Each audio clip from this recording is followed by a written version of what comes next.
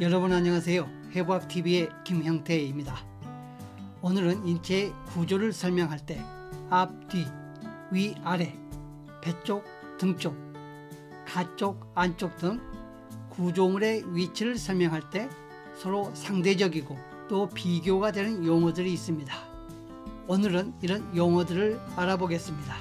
이 그림을 보면 상당히 복잡하게 느껴지실 겁니다. 모든 해부학 용어나 의학 용어가 어렵게 느껴지는 것은 아마도 익숙하지 않기 때문일 것입니다. 자꾸 보고 반복하고 외우고 알고 이해하게 되면 그 다음부터는 쉬워지는데 말입니다.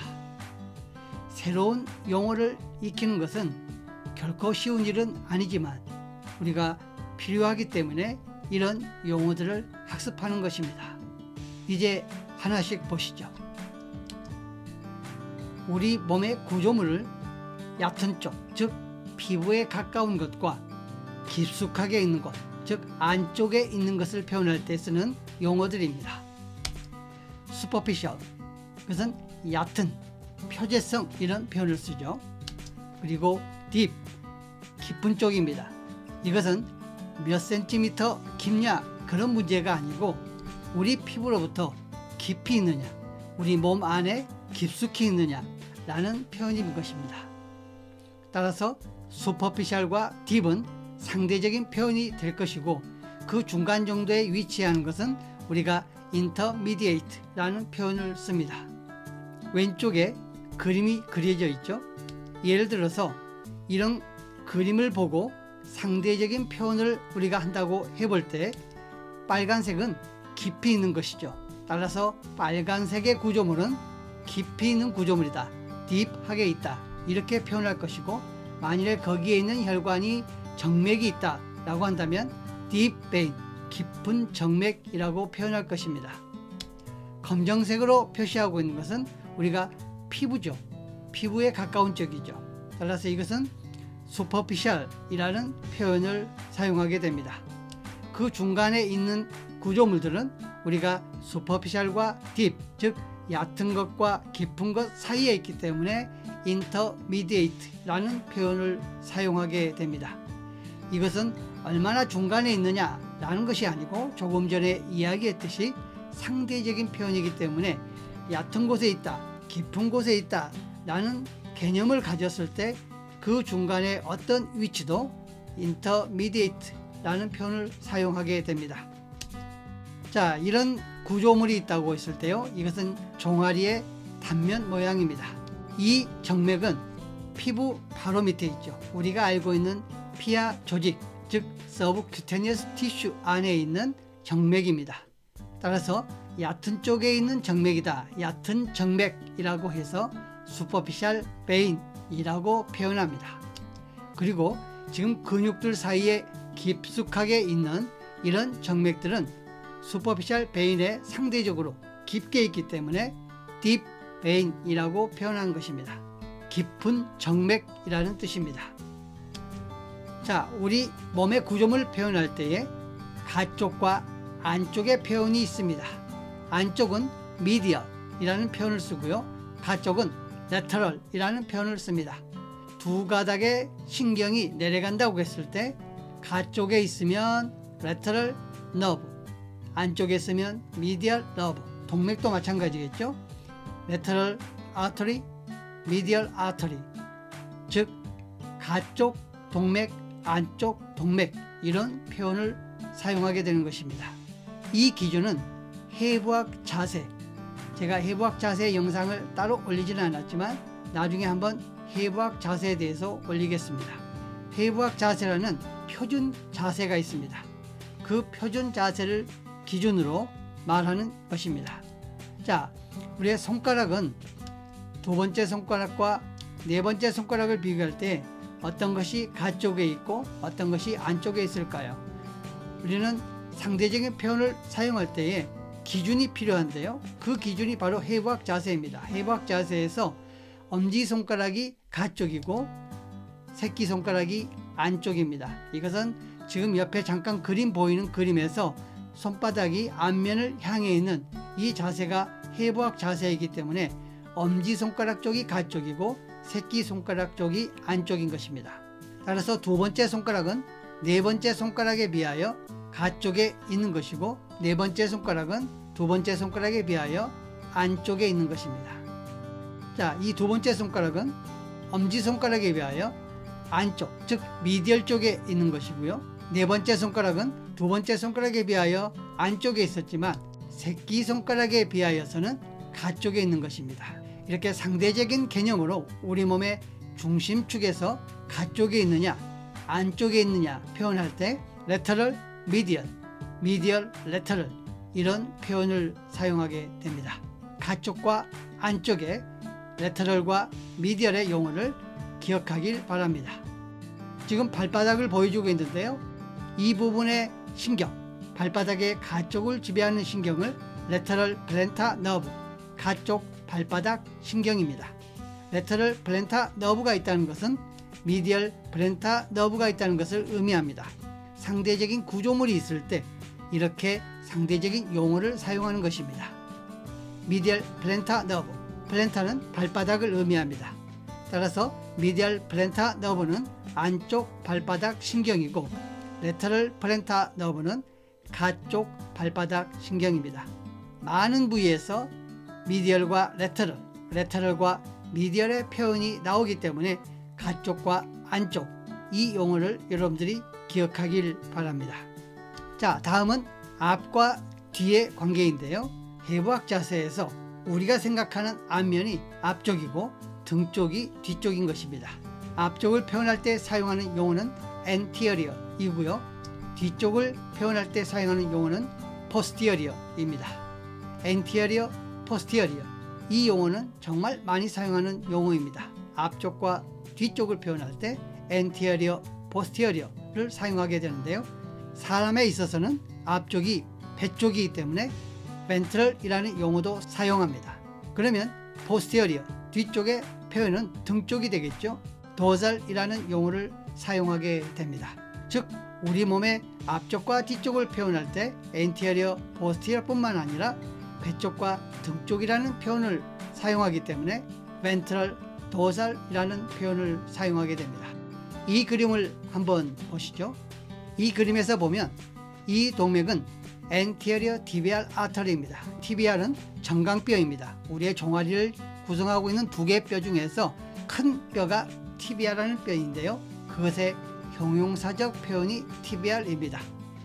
일단은 그게 정강뼈를 의미한다 라고만 아시고 계시고 지금은 anterior, posterior를 배웠기 때문에 일단은 하나씩 보겠습니다. anterior tibial artery는 앞 정강 동맥입니다. 그리고 posterior tibial artery는 뒤 정강 동맥입니다. 이렇게 상대적으로 앞쪽에 있느냐 뒤쪽에 있느냐 같은 이름을 붙여야 될 때 앞쪽에 있는 구조물은 anterior, 뒤쪽에 있는 것은 posterior라는 용어를 사용하게 됩니다. 따라서 종아리에 내려가는 큰 혈관 3개 중에서 tibial artery가 있는데 하나는 anterior tibial artery이고 또 하나는 posterior tibial artery입니다. 또 하나는 fibular artery인데요. 이 동맥은 따로 표시하지 않았습니다. anterior, posterior, 앞, 뒤, 그리고 ventral, dorsal, 배 쪽, 등 쪽 이 표현도 많이 사용하기 때문에 여러분들이 꼭 기억해야 할 용어입니다. 다음은 우리 몸의 중심축에 가까운 것과 먼 쪽을 표현할 때 표현입니다. 이 표현은 proximal, 몸쪽이라는 표현과 distal, 이라는 먼 쪽이라는 표현입니다. 자, 예를 들어 볼게요. 손목은 팔꿈치에 비하여 먼 쪽에 있는 거죠. 손목은 팔꿈치에 비하여 디스탈 쪽에 있다. 이렇게 표현하면 되겠습니다. 또 어깨는 팔꿈치에 비하여 프락시말 쪽에 있다. 이런 개념입니다. 우리 몸 중심축에 가까우면 프락시말, 멀어지면 디스탈입니다. 이런 표현들은 예를 들어서 넙다리를 형성하고 있는 대퇴골이 있죠. 넙다리 뼈인데요. 이 넙다리 뼈를 우리가 구분할 때 긴 기둥 모양의 메인 포션을 바디라고 하고 그 위쪽 엉덩관절을 형성하고 있는 그 위의 부위를 프락시말 엔드라고 합니다. 물론 femo라는 넙다리 뼈의 프락시말 엔드이기 때문에 프락시말 엔드 오브 femo라고 하고요. 무릎 관절 쪽의 아래쪽 그 부위의 두툼한 부위를 distal end of femur라고 합니다. 이런 뼈에서뿐만 아니라 다른 구조물에서도 프락시말, 디스탈 이 용어는 계속해서 나오게 됩니다. 자, 이제 손바닥과 손등의 표현을 알아볼까요? 우리가 일반적으로 손의 앞면, 손의 뒷면 이런 표현 잘 안 쓰죠. 손바닥, 손등 이런 표현을 사용하게 됩니다. 해부학 용어에서도 마찬가지입니다. palm라는 손바닥, 그리고 손등은 돌섬이죠. 발등이 있기 때문에 엄밀하게 표현하면 doors of hand 이렇게 표현해야 되겠죠. 아무튼 손등이나 발등은 돌섬이라는 표현을 쓰고요. 손바닥은 palm입니다. 그리고 palm의 형용사적 표현은 palmar surface입니다. 당연히 손등은 dorsal surface이겠지요. 이제 발바닥을 볼까요? 발바닥의 경우도 마찬가지로 발바닥의 윗면, 아랫면 이런 표현을 잘 사용하지 않습니다. 발등과 발바닥 이런 표현을 쓰는 것이죠. 자, 발등은 dorsum, 조금 전에 이야기했었죠. dorsum. 따라서 발의 dorsum, 발등이기 때문에 엄밀하게 표현하면 dorsum of foot 이라고 표현해야 되겠죠.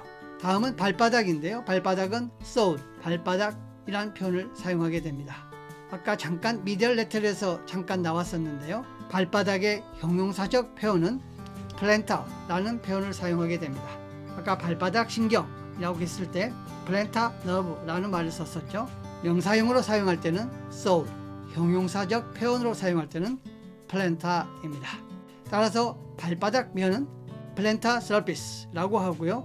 발등은 dorsal surface라는 표현을 사용하게 됩니다. 자, 우리 인체를 표현할 때에 위아래 표현이 있습니다. superior cranial, 우리의 위쪽은 머리 쪽이기 때문에 위쪽 또는 머리 쪽이라는 표현을 사용하게 되고요. 당연히 아래쪽 inferior는 꼬리 쪽이라는 표현을 사용하기 때문에 caudal이라고 사용하게 됩니다. 즉 superior, inferior, cranial, caudal 이런 식으로 위, 아래, 위쪽, 아래쪽 그리고 머리 쪽, 꼬리 쪽이라는 표현을 사용하게 됩니다. 직립보행을 하는 인간에 있어서는 superior, 위쪽이 cranial, 머리 쪽이 되고 inferior, 아래쪽은 caudal, 꼬리 쪽이 되는 것입니다.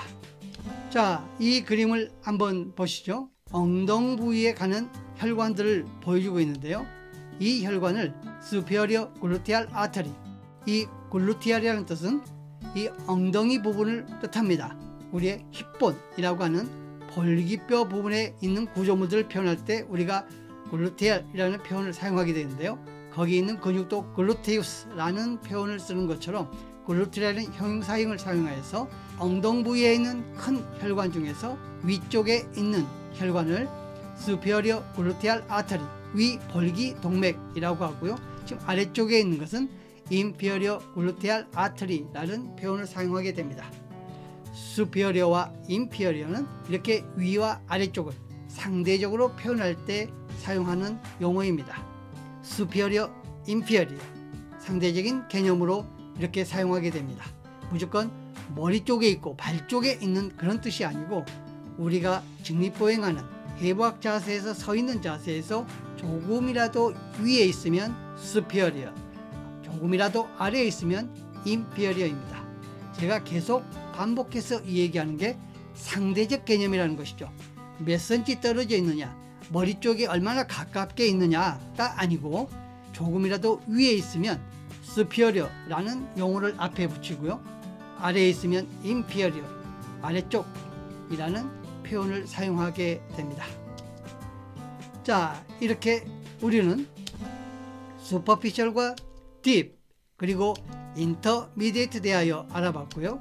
medial과 lateral, 안쪽과 가쪽의 표현, 그리고 anterior와 posterior, 앞쪽과 뒤쪽 같은 개념으로 ventral과 dorsal, 배쪽과 등쪽, 그리고 몸쪽에 가까우면 proximal, 멀면 distal, proximal과 distal에 대해서, 그리고 위아래를 표현하는 superior, inferior 같은 개념으로 머리 쪽과 꼬리 쪽이라는 개념의 cranial과 caudal, 그리고 손등과 발등을 표현할 때 손등에서는 dorsum of hand, 손바닥은 palm, 그리고 팔에서는 발등은 dorsum of foot, 그리고 발바닥은 sole, 형사적 표현으로는 plantar라고 했었죠.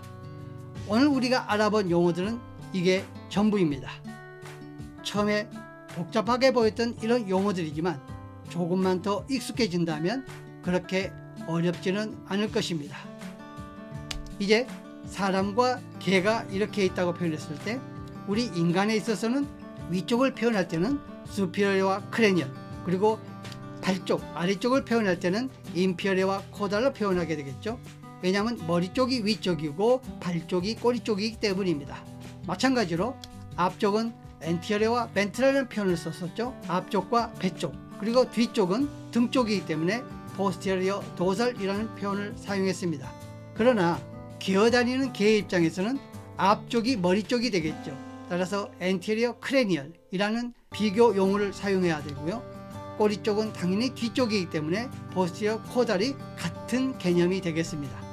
마찬가지로 등 쪽은 위쪽이 되고 superior은 도살이 되고 배 쪽은 아래쪽이 되는 것이죠. inferior ventral. 즉 이런 표현은 상대적 표현이라는 것을 꼭 잊어서는 안 됩니다. 자, 태아의 경우는 어떨까요?